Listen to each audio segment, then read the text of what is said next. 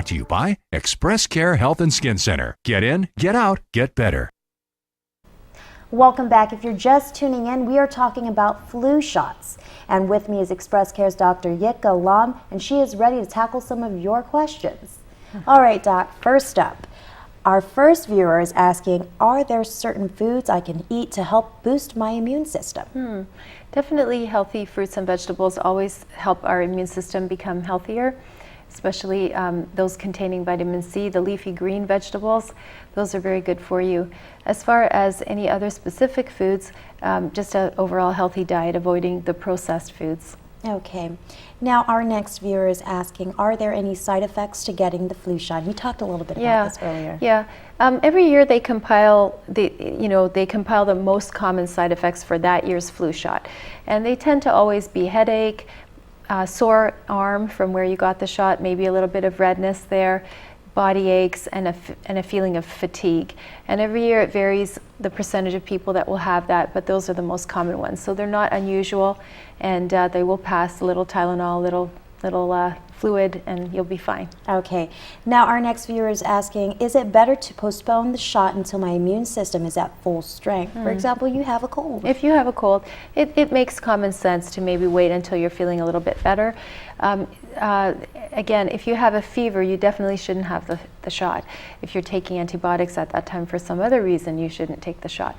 Otherwise, if you have a minor illness, it's usually okay, but you'll probably feel better if you wait till you're well. Okay. Now our next question, we've touched a little bit about it earlier, but the viewer is asking, I've heard that some people get sick after getting the flu shot. Why does that happen? Right. Well, there's two mechanisms. One is they were already on their way to getting sick when they got the flu shot, because illnesses sometimes take 3 or 4 days to brew. So they may have been, just a sort of a coincidence. The other thing that can happen, though, is that if you are a little bit weak and your immune system's active, now creating antibodies to the flu, and something else comes your way, you could pick that up a little bit more easily, perhaps.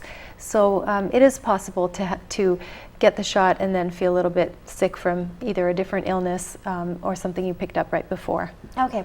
Now our last viewer is asking, is there such a thing as a flu spray? I've heard a little bit about this. You just kind of, I don't know. It's a nasal spray. Yeah, it's a nasal spray. It's not as effective as the shot, which is why it's not as commonly used. But for those who have severe needle phobia, I guess it's a good alternative. Okay. Now, are they able to get these services at your clinic? We do have the flu shot available. It's covered under most insurance. It's $25 if you haven't got any insurance. And also every year Public Health and other people do flu shot immunization updates, and you can get those usually at the malls or community centers. It's generally considered a good idea, so just grin and bear it, a quick little shot to stay well. All right. Thank you so much, Doc. You're welcome. You always have a wealth of knowledge to share with us. Thank you. Well, if there is a health topic you would like us to discuss here on Healthy Living, shoot us an email at healthyliving.kuam@kuam.com. And next week we will be discussing perimenopause. And we'll be back to wrap up the show when Healthy Living returns.